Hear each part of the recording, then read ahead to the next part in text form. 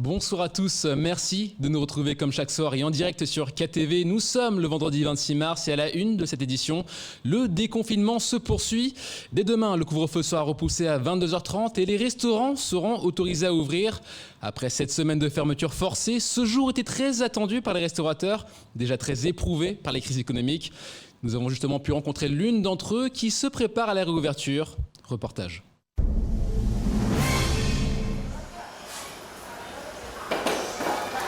Dernier préparatif pour Najla. Donc on va remettre les tables, on va remettre les chaises, on va nettoyer la terrasse pour vraiment bien accueillir les clients dès lundi. Elle n'ouvrira son établissement que lundi, mais dès demain, c'est tous les restaurants de Mayotte qui seront autorisés à réouvrir en respectant un nombre limité de clients et un protocole sanitaire strict. Un moment très attendu par les professionnels du secteur, très affectés par une longue période d'arrêt forcé. L'année dernière, moi j'avais perdu carrément 60% de mon chiffre d'affaires.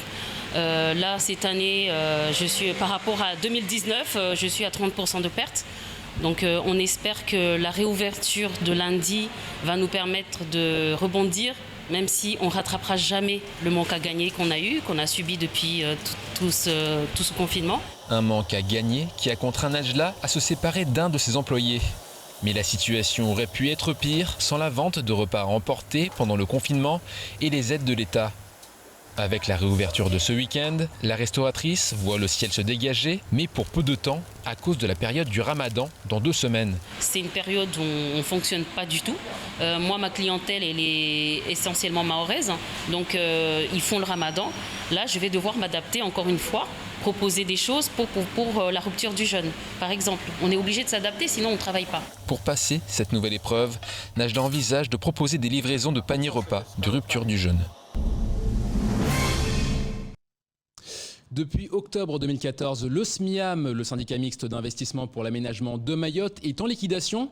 Une liquidation qui avait été ordonnée par l'État et les collectivités membres. Aujourd'hui, plus de 6 ans après, l'institution existe toujours. Les 2 premiers administrateurs nommés pour mener à bien la liquidation ont jeté l'éponge. La faute notamment à une procédure complexe liée au patrimoine du syndicat. Écoutons à ce propos Hidaya Mahafidou, la présidente du syndicat, dans la matinale de Cauzy. Ça appartient à des terrains mixtes, mais ça peut aussi appartenir à des terrains privés, tout simplement, sur lesquels il y a des indivisions, où il y a beaucoup de problèmes. Et effectivement, ça a été la raison pour laquelle le SMIAM la liquidation a été très très longue à faire. Vous avez parlé tout à l'heure de 61 millions d'euros d'équipe, voilà, et plus de 300 millions en foncier, etc. Parce qu'il ne faut pas oublier que le SMIAM est le 2e propriétaire de Mayotte quand même. Et cette répartition, elle est très complexe parce qu'il faut répartir le bâti, équipement scolaire et sportif, mais il faut également répartir le foncier qui va avec et le foncier nu. Nous avons aussi des terrains nus agricoles. Donc la répartition n'a pas été faite d'une façon, je dirais, comme une liquidation normale. L'historique de SMIAM ne permettait pas ça parce que, comme vous savez, le SMIAM existe depuis 1979 et la loi de la départementalisation n'était pas encore mise en place. Donc, on n'avait pas les mêmes règles avant quand il s'agissait de foncier. Et on revient à Mayotte. Le comité de pilotage de protection de l'enfance s'est réuni hier au conseil départemental. L'occasion de faire un bilan du schéma de l'enfance et de la famille sur la période 2017-2021 et de lancer des réflexions sur les prochains schémas à venir. Ce matin, nous recevions le vice-président du conseil départemental, Issa Abdou, sur notre plateau. Il est revenu sur le bilan qu'il considère comme mitigé, même si la majorité élue en 2015 est partie de zéro ou presque. Écoutons-le au micro de Léonard Rodier. 2015, nous avons commencé par le début, si j'ose dire, et je dirais heureusement, mais en faisant venir d'abord l'IGAS, l'Inspection Générale pour les Affaires Sociales. Pourquoi? Parce qu'il fallait voir clair, il fallait savoir avec exactitude où on met les pieds. Le président Sabadine a eu cette clairvoyance de faire venir cette institution objective qui jouit d'une légitimité connue et reconnue pour cette raison-là, faire la lumière et faire en sorte que nous sachions avec exactitude, notamment le nombre d'enfants sur le territoire. Et donc le rapport de l'IGAS arriva et beaucoup d'enseignements, à commencer par l'idée qu'il faut vraiment que nos partenaires comprennent que c'est la première de nos compétences. Et ce ne doit pas être que des mots. Et ça s'est traduit pour nous par la mise en place d'un organigramme appelé Enfance et Famille, ce DGA Enfance et Famille qui a tiré tout le reste. On a revu et corrigé l'organigramme du département parce qu'on a mis en place cette nouveauté pour montrer encore une fois l'importance que nous accordons à ce moment-là à la question particulière de l'enfance et de la famille. Je vous propose de regarder le reste de l'actualité avec notamment de nouvelles arrestations de clandestins à Chirongui ou encore une étude sur l'état du corail dans notre lagon. Au montage de Sylvie Menet. La commune de Chirongui a décidé de communiquer sur ces différentes opérations de lutte contre l'immigration clandestine qui ont eu lieu ces derniers jours. La ville précise que ces opérations ont été menées de front par la police municipale, la gendarmerie et le groupe d'appui opérationnel. Ce matin, entre 3h20 et 7h30, les 27 membres des forces de l'ordre se sont ainsi levés aux aurores pour procéder au contrôle. Ces 18 interpellations d'étrangers en situation irrégulière qui ont eu lieu. Depuis quelques semaines, la commune du Sud multiplie ce type d'action coup de poing et compte bien poursuivre ses efforts. Le maire de Chirongui, Andanouni Saïd, se félicite d'ailleurs du partenariat entre sa commune et la préfecture et appelle chacun des citoyens à être acteurs de cette lutte. Un discours opposé à ce qui s'est passé à Kanikeli, où des militaires ont été bloqués par la population alors qu'ils transportaient des ESI au centre de rétention administrative. Depuis fin janvier 2021, 225 actions de surveillance et de suivi de cas de braconnage ont été menées sur l'île. Tout au long du second confinement, les organismes membres du réseau d'échouage mahorais de mammifères marins et de tortues marines ont maintenu et parfois renforcé leur présence sur les plages. Ils ont ainsi pu assurer à la fois le suivi et la surveillance du braconnage.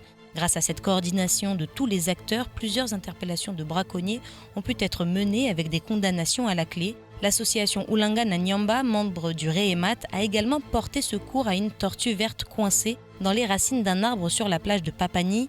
L'animal a pu regagner la mer en toute sécurité. Au cours de ces suivis nocturnes, l'association des naturalistes de Mayotte a également réalisé plusieurs sauvetages de tortues en détresse. De leur côté, les agents du conseil départemental ont permis de sauver une tortue en danger sur la plage de Charifou 1. Nous l'évoquions la semaine passée, le parc naturel marin de Mayotte observe le blanchissement du corail au sein du lagon. Au total, 17 stations de suivi ont récemment été contrôlées. Parmi elles, seulement 2 stations ont révélé de forts taux de coraux blanchis. À ce stade, il n'y a donc pas d'alerte cette année dans notre lagon.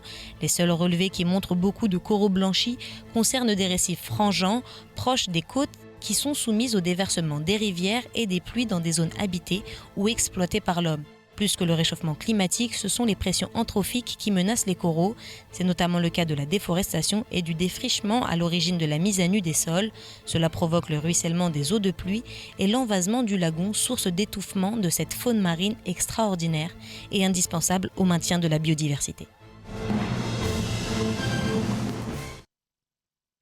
La semaine des mathématiques vient de s'achever, lancée il y a déjà plusieurs années par l'Éducation nationale. Son objectif est de valoriser cette discipline. À Mayotte, l'événement s'est tenu ce matin à l'école primaire de Cavanistad en présence du recteur. Jady Malouda était sur place.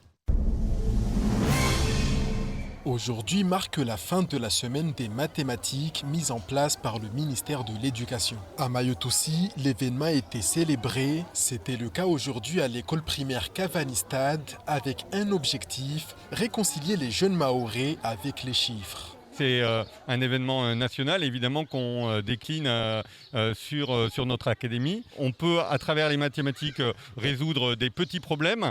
Et puis, on garde aussi quelque chose qui est très important pour les mathématiques, c'est tout ce qui concerne les automatismes. Le premier objectif, évidemment, de cette semaine, c'est de réconcilier les jeunes et au-delà, évidemment, leurs parents avec les mathématiques. Dédramatiser les mathématiques en développant un esprit ludique, tel est le credo de la semaine. Les élèves s'y sont essayés et la bonne humeur était bien au rendez-vous. Ce qui m'a plu, c'est de faire cette activité avec mes amis. J'ai appris comment partager. Je fais du sport mathématique. Redonner le goût des mathématiques aux élèves relève d'un plan national du ministère de l'Éducation. De futurs mathématiciens ou scientifiques se trouvent peut-être bien parmi tout ce beau monde. Et pour finir, on reste dans l'éducation nationale, mais cette fois-ci dans les lettres. Hier, Jean de La Fontaine était à l'honneur au collège de Passaminti pour célébrer les 400 ans du poète. Des élèves de 6e ont interprété les plus grandes œuvres de l'artiste. Une interprétation mise en scène avec des textes traduits en partie en shimaoré. Je vous propose de découvrir ça dans ce reportage.